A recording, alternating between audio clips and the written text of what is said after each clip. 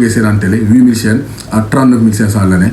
N'hésitez pas à contacter donc le 77 530 535 97 62 avec Sartec IPTV méga.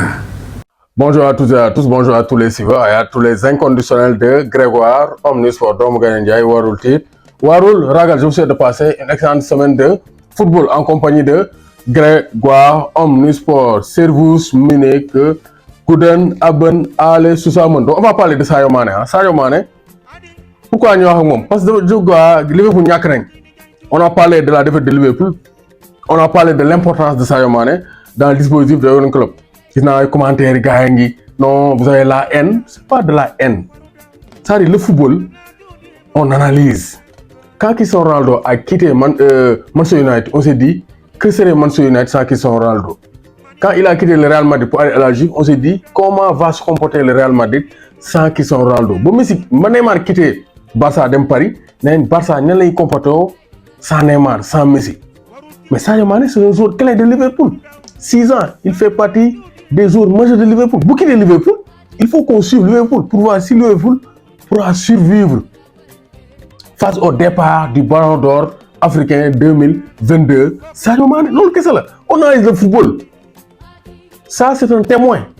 C'est une équipe témoin. Pour utiliser le jargon des chimistes. C'est un blanc, un témoin. Un blanc pour faire un dosage spectrophotométrique. Mais c'est un témoin.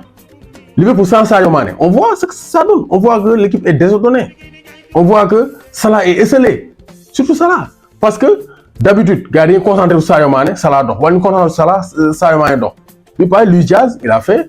Donc, il a pris ses responsabilités. Mais Sadio Mané, donc, impact offensif de Liverpool, nous avons commencé à sentir. Alors, quand c'est dans le Liverpool, il y a une attaque bien jouée. Donc, il y a une attaque désordonnée. Salah, vous devez couper un appui. Parce qu'il n'y a plus cet automatisme. Automatisme joué à mon tour. Moi, même reporter, dañuy wax Sadio Mané, loolu ñëpp la. En tout cas, son haine. Man mi dem, je voulais que Liverpool gagne. Je supportais Liverpool. Parce que nous, on suit le football. Sadio Mané dem na certes, on l'aimait bien, mais dem Liverpool la supporte. Beaucoup na Salah dougal. On n'a rien contre ces joueurs. Mais on analyse le football. Waaw, on analyse le football. Même s'il y a certains Sénégalais yoo xamné, ñom tuxu nañ ben neen Liverpool na dem 2e division. Mais nous, on analyse le football. Les fans de Liverpool se moquent de Salah et pleurent. Ramenez-nous notre Sadio Mané. Yéen supporters loolu lañ wax. Mais le départ de Sadio Mané est franchement incompréhensible. Deux matchs nuls. Ça fait 10 ans que Liverpool a ce début de saison sans victoire. C'est clair. Impact Sadio Mané en partant de Liverpool, Mané a laissé un étonnant cadeau. Donc il a laissé un grand vide. Voilà.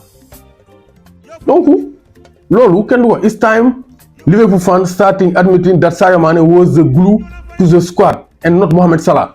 Qui n'est pas supporter Liverpool, dañu wara gëm né Sadio Mané mo nekkoon la clé de voûte de la réussite offensive des restes de Liverpool, mais c'est pas Mohamed Salah. Te gis Salah dafa esselé. Te bu ko né di football ni du gaaw dugal lu bari parce qu'il est trop excentré. Te bu duggé ci axe bi pour am appui, Darwin Nunez n'a pas encore cette connexion, cette finesse technique pour combiner avec Mohamed Salah. Donc ça c'est très clair. Donc loolu nak ñepp ko sétlu. Donc du question da ngay soxor Liverpool ay haine amu ci, c'est le football. C'est le football. C'est clair. Dembélé tay. Donc bu ki doon Barça, Dembélé équipe dañuy suivre né Barça sans Dembélé nan lay démé Barça avec Dembélé. Mbappé bu gisoon Paris dañ nan le Paris sans Mbappé nan lay démé. Benzema bu ki doon Real dañ nan le Real sans Benzema nan lay démé. Ça vous montre bien joueur yi ay Messi Mbappé. Ça veut dire que Sadio Mané importance bu amul Liverpool wala Liverpool joxuñu ko won. Moi actuellement ñu koy commencer ressentir. Donc ça c'est très clair. Don't worry Liverpool fans. Sadio Mané will score the winning goal donc with a long range from Germany. Donc qui day kaño. Day kaño. Néna Liverpool Sadio Mané dina dugal le but vainqueur. Liverpool fans have now realized that Sadio Mané was one carrying the team along. Sadio Mané mënu diriger équipe bi. Tolo kenn mënu ko dindi. Personne ne peut nier cela. Donc c'est juste ça. Les fans de Liverpool réclament le retour de Sadio Mané. Et Sadio Mané peut retourner à Liverpool. Donc maa ngi nuyu bu baax les supporters de Liverpool ñoom Salipam donc Gor Mbaye Lam Tingal Boy Bass. C'est ça Et on va chambrer Liverpool jusqu'à la fin de la saison. C'est ça le charme du football. Waaw Sadio Mané dem na, nous sommes chauvins, on aime Sadio Mané. Waaw Pau Bambali aussi retiré génn nañ seen loxo but yi dootul bari. parce que Pau Bambali génne nañ seen loxo ci affaire yi donc ça sera compliqué Liverpool ren foog ñu xeex parce que Pau Bambali toxu nañ même Lewandowski na def attention parce que bitam yi Sadio Mané kaaw ko fële ca Bayern waaw en tout cas ça sera un dossier à suivre donc excellente nouvelle hein. Gana Gueye a trouvé un accord avec les tout fils d'Everton donc selon Fabrice Hawkins donc Gana Gueye va quitter le Paris Saint-Germain pour aller à Everton jeex na donc boobu c'est un dossier de moyens léegi nag li des mooy mu dem donc assurer sa place dans le 11 de Frank Lampard donc Paris muy en discussion avec la Juventus de Turin pour que Paredes mën na ne donc Paredes day dem Gana Gueye day dem parce que Renato Sanchez ñëw na Fabian Ruiz mën naa mu ñëw y a Vitinha donc il faut dégraisser donc ça c'est très clair. Moussa Sissoko souffre d'une lésion musculaire il sera indisponible 3 mois l'international français donc va rester à carreau du côté du FC Nantes donc ça c'est très clair donc Steve Mandanda sera indisponible 1 à 3 semaines seront donc l'équipe.fr. Antos Ozun, est-ce que Alfred Gomis va revenir?